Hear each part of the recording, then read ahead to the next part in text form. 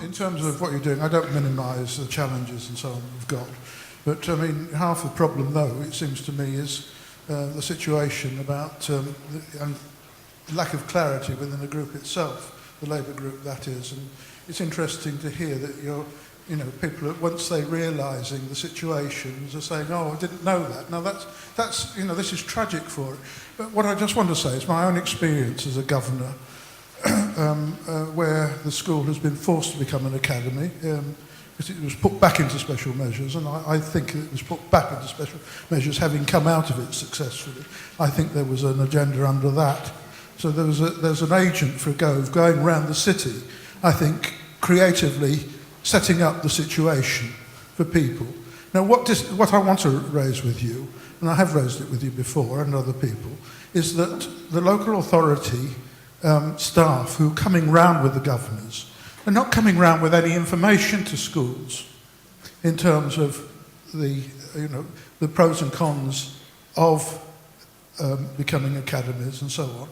I'm opposed to it totally. I mean, that's my position. But having said that, as governing bodies, we had to go along with it and actually cooperated going there. But when we got to it, we had a presentation from Oasis, who was the suggestion of Gove's representative. We asked for further presentation, so we got another one, K2, American thing, that's not been doing very well in America. Once you looked at it, that didn't come up in the presentation. But there again, the officers gave us no direction or anything on that. The chair of governors decided to go to Wolverhampton University because it's a bit different from the other providers. Oasis didn't have a very good track record. The officer, the Gove's representative, went to Wolverhampton and said, you're not suitable. Now, they're already taking on some Birmingham schools. So we've got no support from the authority in this way. I'm bitterly disappointed, and I wonder if they're in control. So can I just ask when this took place that you're talking about? Can I just ask when that took place? Yeah. This was... When that? Just the last in the autumn term.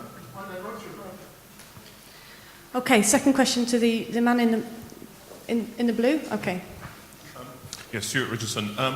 We heard a lot of phrases about give children the best start in life, make things better for children. How does this fit with cuts you're imposing on the youth service, for instance?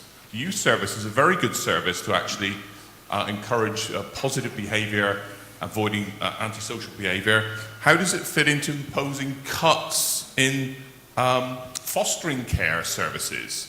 Or I believe, I don't know if the precise detail, but more closures of children's homes are going to be closed. How does it fit into the fact that you're sacking 1,000 council workers? Obviously, the sacking of those workers will have a detrimental effect on those children and their positive attitudes. So, on a whole series of things, your rhetoric of doing good for children is just contrary to what you're doing as a council. First question, lack of clarity in the Labour group. The councillors I was referring to were all Tories who didn't understand how academies worked. When it comes to local authority staff, I know we've corresponded, or you've written to me certainly on this. I think it would be better if we took up some of the issues afterwards because I'd like more details on some of it. We had a scrutiny review that went on over the autumn term into the academy conversion process, and a lot of heads were listened to, and governors and parents, as to how they'd found the experience of converting. And there were a number of findings from it that supported some of what you're saying about lack of information, lack of clarity from the local authority, which we've taken on board, some of which we can't know these things are happening unless people tell us at the end of the day.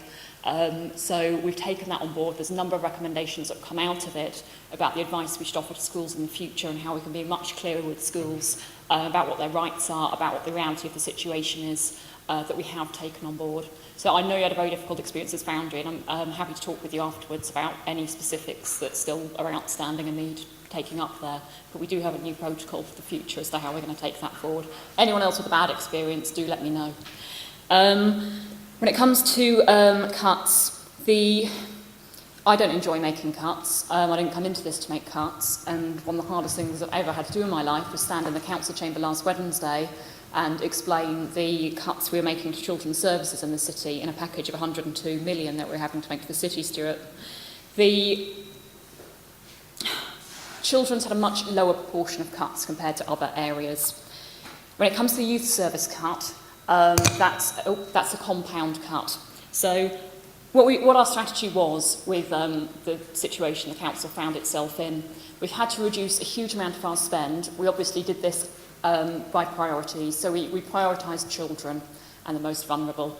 We're under an Ofsted improvement notice for our safeguarding. We're failing our children miserably at safeguarding. We've got a lot of work to do to make that better. So the first thing we did was to ring-fence safeguarding and saying we're not making any cuts there. When it came to fostering, we haven't actually made any cuts there, and the adoption cuts that we have made are 1% of their overall budget, and they're actually aimed at improving the service by streamlining two parallel processes that were slowing down the adoption service. Our whole cut strategy is aimed at intervening in children's lives as early as possible to stop things going wrong and stop them getting to the acute end, because that's the best way to do it. When it comes to children's homes, yes, we are closing some children's homes, but the reason for that is we have a very outdated model, to be frank, in the city, I think, of how we look after our children. In the past, in Victorian times, it was very much a warehousing of children in large institutions. Attitudes have changed over the years and homes have got smaller, but our children's homes in the city, they do fantastic work, but they're still very large compared to many others around the country. Most children thrive best in a loving family home, and actually we're looking at closing children's homes so we can shift those children into foster care instead, and that's the logic behind that. We're not cutting foster care. I don't know where you read that. We're cutting some backroom functions, but that shouldn't affect our actual foster carers on the front line. When it comes to youth services, that's a compound cut. So we have part of that came from the City Council.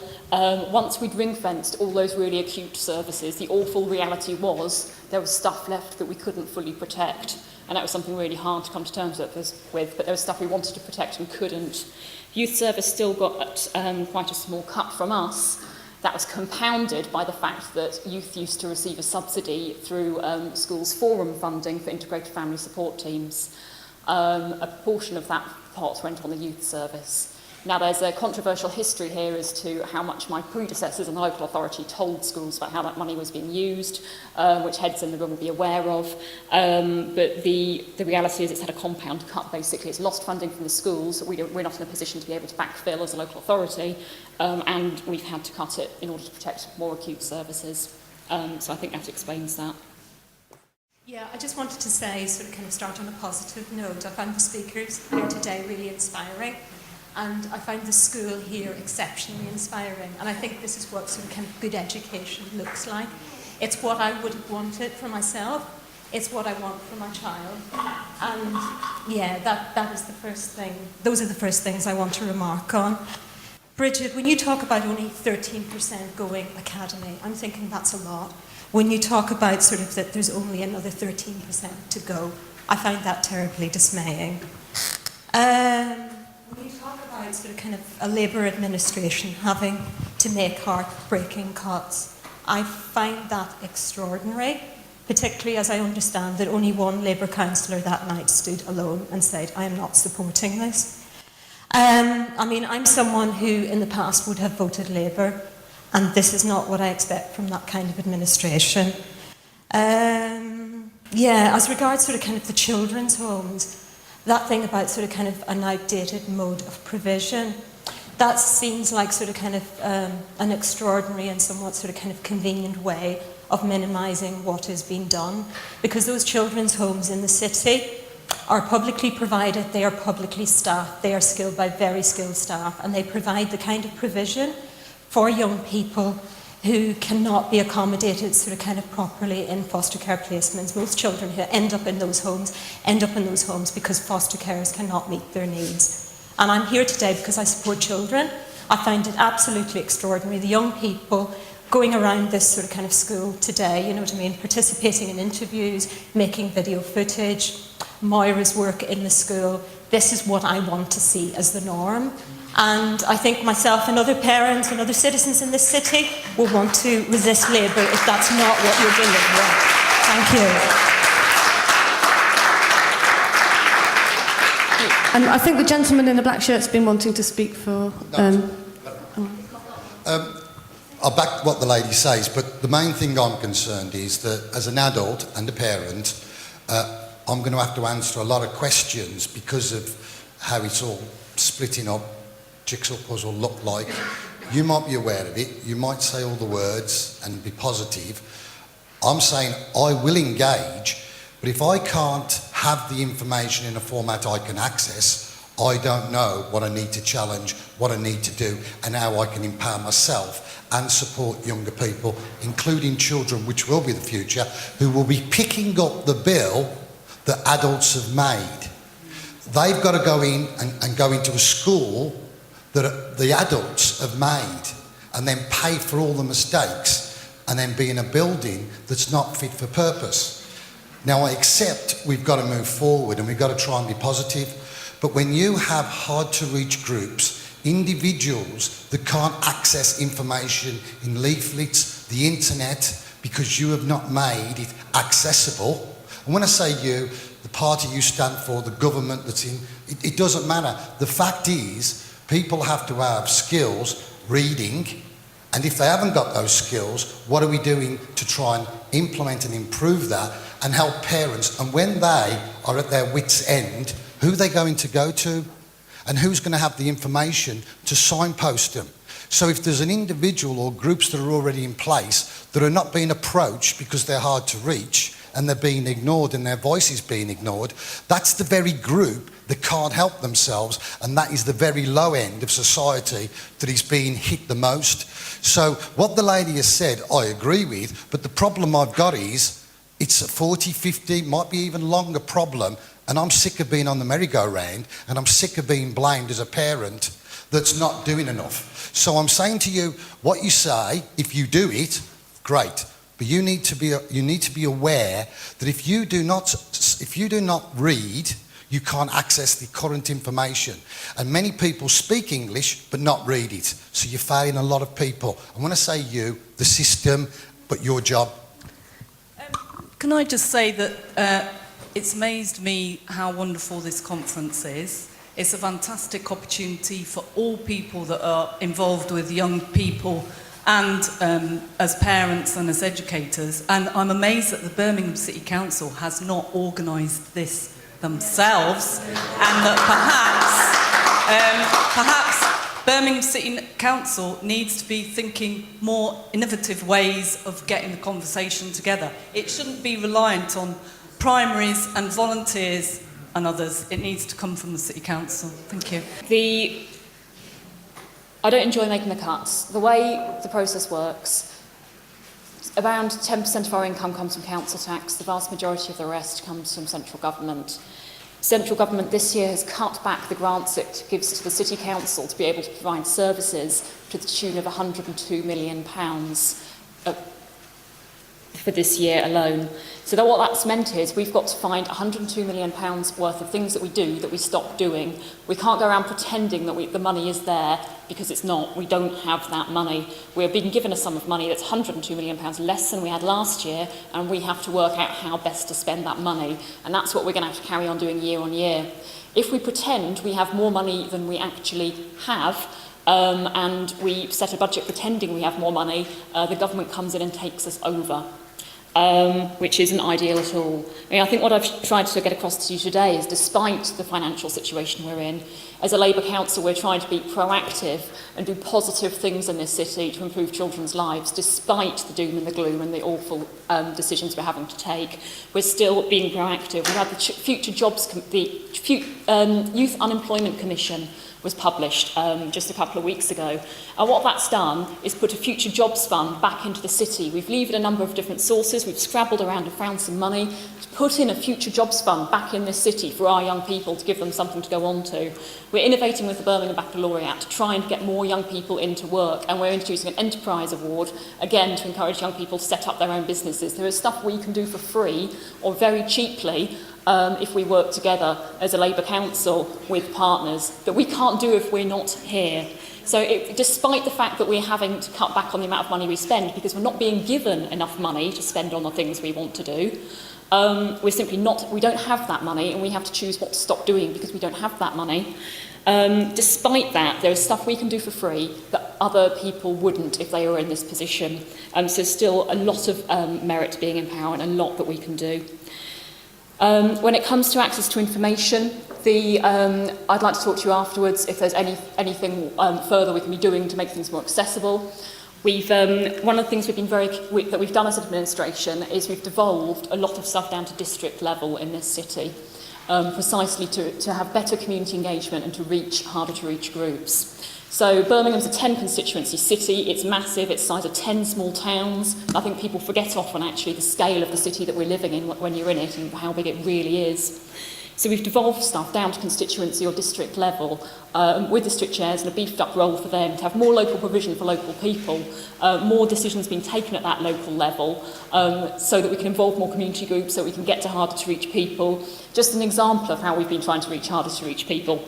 We've set up a women's enterprise hub recently, looking at how we can get long-term unemployed women from backgrounds where they haven't managed to get qualifications and skills along the way. We've identified that as a group that's been let down by society again and again, so we've set up a women's enterprise hub to help those women get the skills they need and get into enterprise.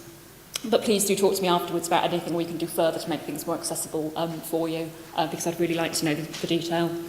And when it comes to Birmingham City Council as a whole, I haven't fully... Oh, why didn't we organise the conference? Sorry, yeah. This year I've spoken at the Secondary Heads Conference, Primary Leaders Conference. I think I've spoken at the Public Governors Network meeting about all these issues. I've appeared in front of numerous public scrutiny committees exploring these issues, and the public's been invited along to those. We have debates in the City Council chamber about it.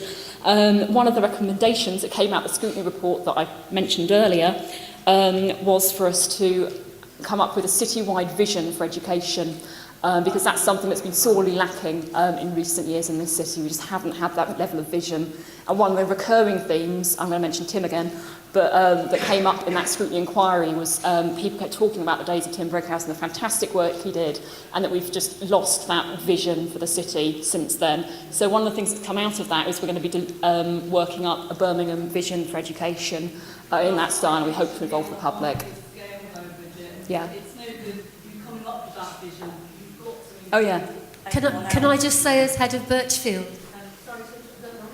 but what's come out today is the vision of Michael Gove's taken over, and that's taken over the council vision completely, and that's why it's crumbling, and that's why all schools are frightened of being taken over.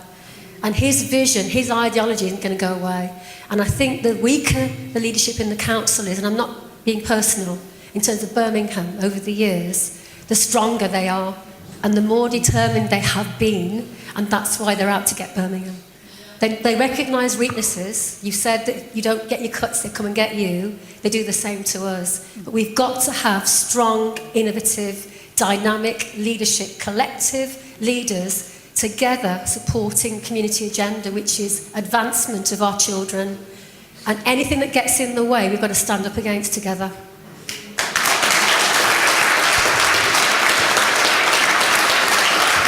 That's what we believe.